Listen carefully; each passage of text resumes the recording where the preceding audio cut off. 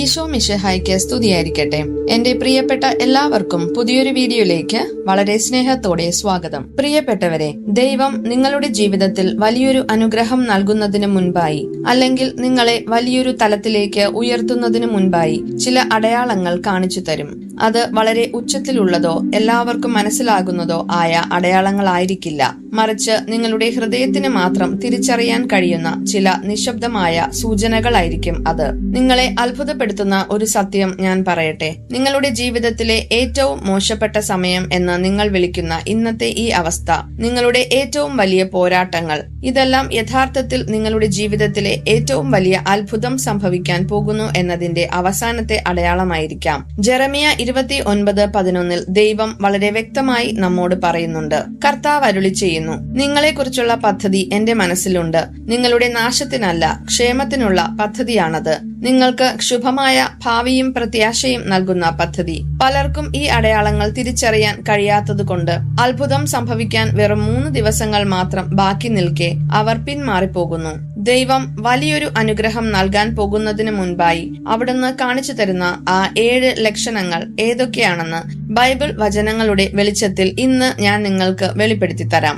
എങ്ങോട്ടും മാറിപ്പോകാതെ ഈ വീഡിയോ മുഴുവനായും കേൾക്കുക. ഈ 7 ലക്ഷണങ്ങൾ എന്തൊക്കെയാണെന്ന് തിരിച്ചറിയുന്നതിന് മുൻപ് തന്റെ ജീവിതത്തിൽ ദൈവം വലിയൊരു അത്ഭുതം ചെയ്യാൻ പോകുന്നു എന്ന് വിശ്വസിക്കുന്ന സകലരും താഴെ കമന്റ് ബോക്സിൽ വലിയൊരു വിശ്വാസത്തോടെ ഇപ്രകാരം ഒന്ന് എഴുതുക: കർത്താവെ, അവിടുന്ന് എനിക്കായി ഒരുക്കി വെച്ചിരിക്കുന്ന വലിയ അനുഗ്രഹങ്ങൾ സ്വീകരിക്കാൻ ഞാൻ തയ്യാറാണ്. നിങ്ങളുടെ ഈ തുറന്ന സമർപ്പണം വരും ദിവസങ്ങളിൽ നിങ്ങളുടെ ജീവിതത്തിൽ അടഞ്ഞുകിടക്കുന്ന വലിയ വാതിലുകൾ തുറക്കാൻ കാരണമാകട്ടെ. വലിയൊരു അനുഗ്രഹത്തിന് മുൻപായി ദൈവം കാണിക്കുന്ന ഒന്നാമത്തെ ലക്ഷണം ഇതാണ്: നിങ്ങളുടെ ജീവിതത്തിൽ യാതൊരു കാരണവുമില്ലാതെ പ്രതിസന്ധികളും പോരാട്ടങ്ങളും വർദ്ധിക്കുന്നു. ദൈവത്തോട് കൂടുതൽ അടുക്കാൻ തീരുമാനിച്ച നിമിഷം മുതൽ നിങ്ങളുടെ ജീവിതത്തിൽ പ്രശ്നങ്ങൾ കൂടിയത് എന്തുകൊണ്ടാണെന്ന് നിങ്ങൾ ചിന്തിച്ചിട്ടുണ്ടോ? പ്രിയപ്പെട്ടവരെ, പിശാച് ഒരിക്കലും ശൂന്യമായ ഒരിടത്തേക്ക് തന്റെ ആയുധങ്ങൾ പ്രയോഗിക്കില്ല. നിങ്ങളുടെ ജീവിതത്തിൽ പോരാട്ടങ്ങൾ വർദ്ധിക്കുന്നത് നിങ്ങളുടെ അനുഗ്രഹം അടുത്തെത്തിയത് കൊണ്ടാണ്. 1 പത്രോസ് 4:12 നമ്മോട് പറയുന്നു: പ്രിയപ്പെട്ടവരെ, നിങ്ങളെ പരിശോധിക്കാനായി അഗ്നി പരീക്ഷകൾ ഉണ്ടാകുമ്പോൾ അപ്രതീക്ഷിതമായതെന്തോ സംഭവിച്ചാൽ എന്ന പോലെ പരിഭ്രമിക്കരുത്. മോശ ജനിച്ചപ്പോൾ അവൻ ഇസ്രായേലിനെ രക്ഷിക്കാൻ പോകുന്നവനാണെന്ന് മനസ്സിലാക്കിയതുകൊണ്ടാണ് ഫറവോൻ ആൺകുട്ടികളെ മുഴുവൻ കൊല്ലാൻ തീരുമാനിച്ചത്. വലിയൊരു വിടുതലിന് മുൻപുള്ള പിശാചിന്റെ അക്രമമായിരുന്നു അത്. അതുകൊണ്ട് പ്രശ്നങ്ങൾ കൂടുമ്പോൾ തളർന്നു പോകരുത്. അത് നിങ്ങളുടെ അനുഗ്രഹം അടുത്തെത്തി എന്നതിന്റെ വ്യക്തമായ ലക്ഷണമാണ്. രണ്ടാമത്തെ ലക്ഷണം പല വിശ്വാസികളെയും ആശയക്കുഴപ്പത്തിലാക്കുന്ന ഒന്നാണ്: വല്ലാത്തൊരു ആത്മീയ ക്ഷീണവും തളർച്ചയും അനുഭവപ്പെടുക. നിങ്ങൾ കൂടുതൽ പ്രാർത്ഥിക്കുന്നു, കൂടുതൽ വചനം വായിക്കുന്നു. അപ്പോൾ നിങ്ങൾക്ക് വലിയ സന്തോഷമാണ് ലഭിക്കേണ്ടത്. എന്നാൽ അതിനു പകരം വല്ലാത്തൊരു ഭാരവും ഉറങ്ങിയാൽ തീരാത്ത ക്ഷീണവുമാണ് നിങ്ങൾക്ക് അനുഭവപ്പെടുന്നത്. ഓർക്കുക പ്രിയപ്പെട്ടവരെ, ഒരു കുഞ്ഞിന് ജന്മം നൽകാൻ പോകുന്ന അമ്മയ്ക്ക് ഏറ്റവും കൂടുതൽ വേദനയും ക്ഷീണവും അനുഭവപ്പെടുന്നത് കുഞ്ഞ് പുറത്തു വരുന്നതിന് തൊട്ടു മുൻപുള്ള നിമിഷങ്ങളിലാണ്. ആ വേദന പുതിയൊരു ജീവൻ ഭൂമിയിലേക്ക് വരാൻ പോകുന്നത് കൊണ്ടാണ്. ഗലാത്തിയ 6:9 നമ്മോട് പറയുന്നു: നന്മ ചെയ്യുന്നതിൽ നമുക്ക് മടുപ്പ് തോന്നാതിരിക്കട്ടെ.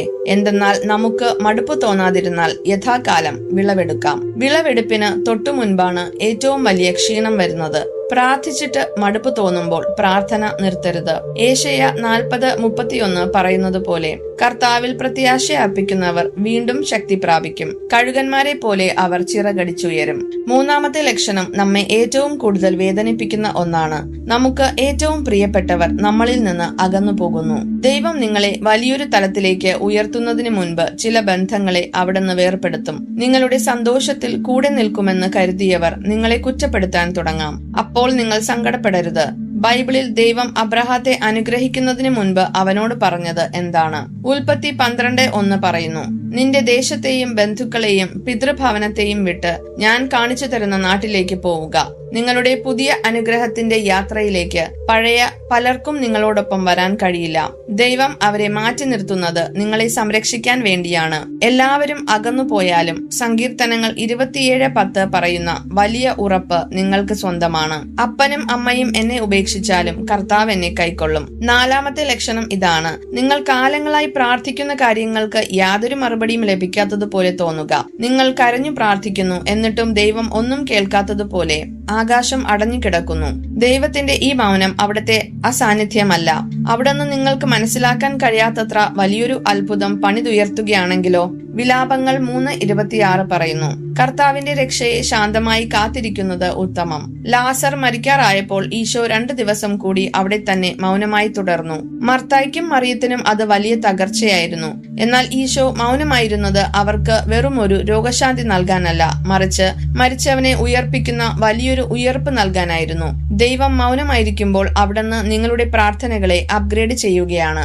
5-ാമത്തെ ലക്ഷണം ഇതാണ്: നിങ്ങൾ മുൻപ് ഒരുപാട് ആസ്വദിച്ചിരുന്ന പഴയ കാര്യങ്ങളോട് പെട്ടെന്ന് താല്പര്യം നഷ്ടപ്പെടുന്നു. പെട്ടെന്നൊരു ദിവസം നിങ്ങളുടെ പഴയ കൂട്ടുകെട്ടുകൾ, നിങ്ങളുടെ പഴയ വിനോദങ്ങൾ എന്നിവയെല്ലാം നിങ്ങൾക്ക് ശൂന്യമായി തോന്നാൻ തുടങ്ങും.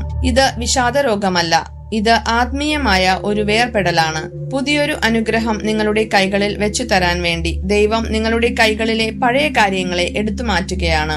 ഏശയ്യാ 43:18-19 കർത്താവ് അരുളി ചെയ്യുന്നു, കഴിഞ്ഞ കാര്യങ്ങൾ നിങ്ങൾ ഓർക്കുകയോ പരിഗണിക്കുകയോ വേണ്ട. ഇതാ ഞാൻ പുതിയ ഒരു കാര്യം ചെയ്യുന്നു, അത് മുളയെടുക്കുന്നത് നിങ്ങൾ അറിയുന്നില്ലേ? അതുപോലെ 2 കൊരിന്തോസ് 5:17 പറയുന്നത് പോലെ, ഒരുവൻ ക്രിസ്തുവിലാണെങ്കിൽ അവൻ പുതിയ സൃഷ്ടിയാണ്. പഴയത് കടന്നുപോയി, ഇതാ പുതിയത് വന്നു കഴിഞ്ഞു. പഴയ സ്വഭാവങ്ങളും താല്പര്യങ്ങളും നിങ്ങളെ വിട്ടുപോകുമ്പോൾ സങ്കടപ്പെടരുത്. ദൈവം നിങ്ങളെ പുതിയൊരു വ്യക്തിയാക്കി മാറ്റുകയാണ്.